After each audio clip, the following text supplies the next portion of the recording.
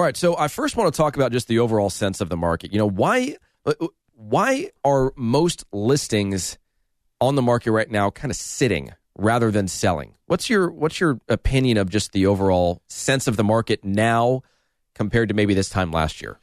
Compared to this time last year, December of 2017, 2018, when we talked about what buyers were willing to do to get into these properties. I mean, look, there was low inventory. There's more buyers than there are sellers. They were in bidding wars. And frankly, they weren't very price conscious, right? If your payment went up $100, they're willing to accept that. If they needed to fix something on the house in order to close, that buyer is willing to accept that.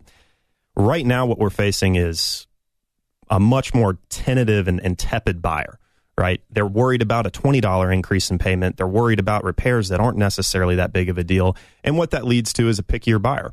So in order to sell, frankly, I mean, you've got to be attractive enough both in price and marketing in order to get the job done. So the number one thing I'd point to as far as what is causing properties to sit on the market longer than they should be, easiest thing to point to is marketing, right? Does your agent have professional photography? Is your agent interacting with agents in a way that wants them to sell the property, that makes them want to get their buyer in there?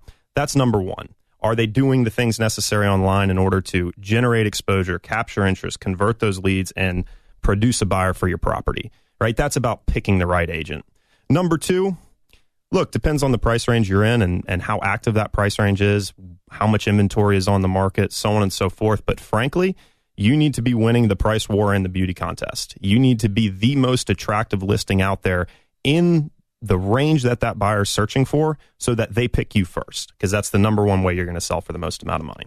Absolutely. And there are going to be sellers that don't have the ability to spend the time and the energy and the money up front to win the beauty contest. But it's all just a matter of positioning, right? I think that might be a good segue into kind of not putting the cart before the horse, but let's talk just for a second about preparing a home for sale. So many people out there really kind of skimp on that process because Absolutely. I think it's all about, in a seller's mind, I think for a lot of people, it's, okay, let's maybe interview some agents. Most of the time, they just hire an agent that they know or they were referred to by their, friend's brother, cousin who has his real estate license and they go to church together.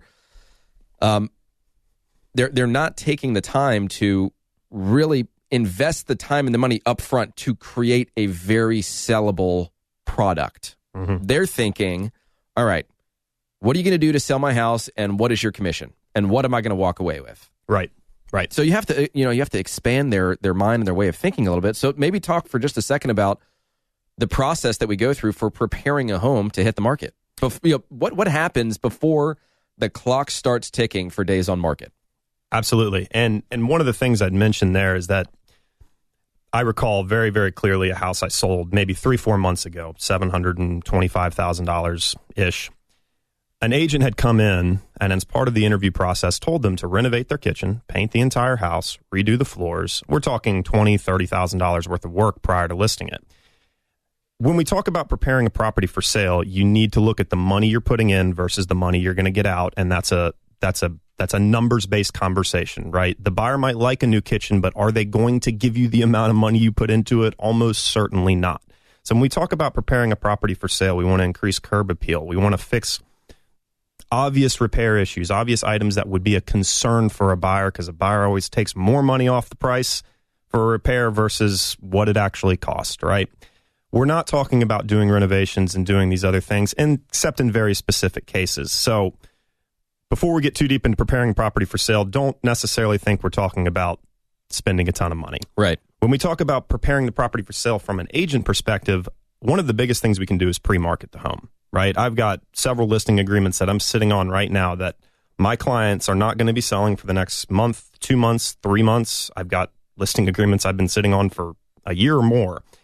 And during that process, we engage in a process called pre-marketing. And as part of that pre-marketing process, we get the property out onto your online portals, Zillow, Trulia, Realtor.com. We make our calls and our connections with other agents within our office, outside of our office as well, to try and spread that net prior to us actually hitting the market so that we can maximize your chances of selling quickly when you do hit the market.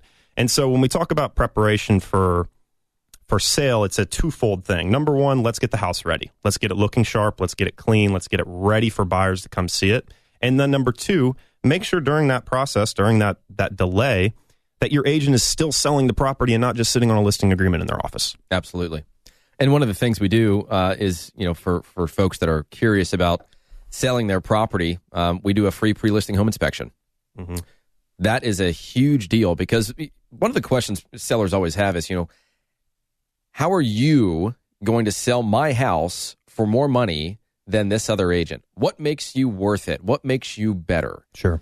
And if an agent were to just flat out say to somebody, hey, I can sell your home for more money than the next guy, that's a statement that really you can't back up because a buyer's going to pay for the house what a buyer's going to pay for a house. Right. You might have a slight level of influence by being really, really good at what you do, but the ability to say confidently to a seller, hey, I can save you more money or earn you more money in this process comes in little chunks of money and savings throughout the course of the transaction.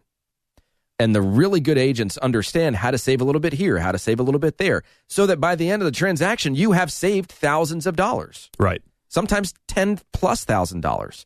And one of the ways you do that is a pre-listing home inspection because as you have somebody walk through the house, you get your contractor to look at the issues, assign their price that you've negotiated, that you're comfortable with, rather than being held hostage by another buyer and their contractor and their opinion of how much it's going to cost to repair something. Because guess what? If the buyer's contractor knows that you are the person footing the bill, that buyer's contractor is not going to do you any favors from a pricing standpoint. They're going to inflate their cost.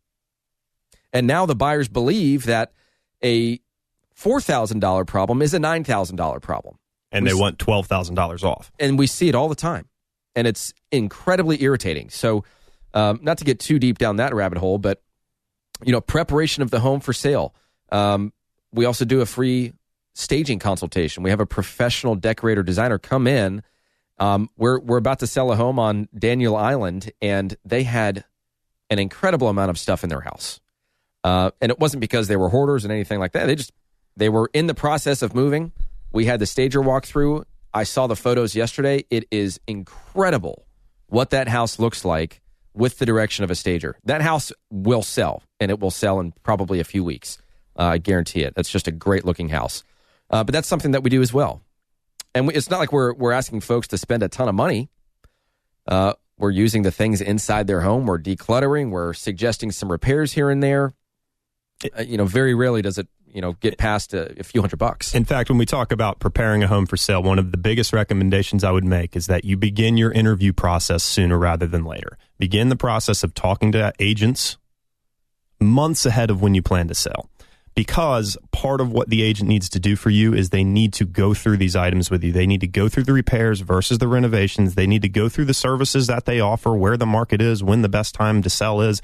And they need to lay those numbers out so that you can make educated decisions of, are you going to replace the tile in this room, or are you going to fix this light that's burnt out, so on and so forth. And you need time to do that, right? If you're doing it within the transaction, of course, there's a closing date and there's pressures and costs go up and stress goes up. It's not good for anybody. Give yourself time to do what you need to do. Absolutely.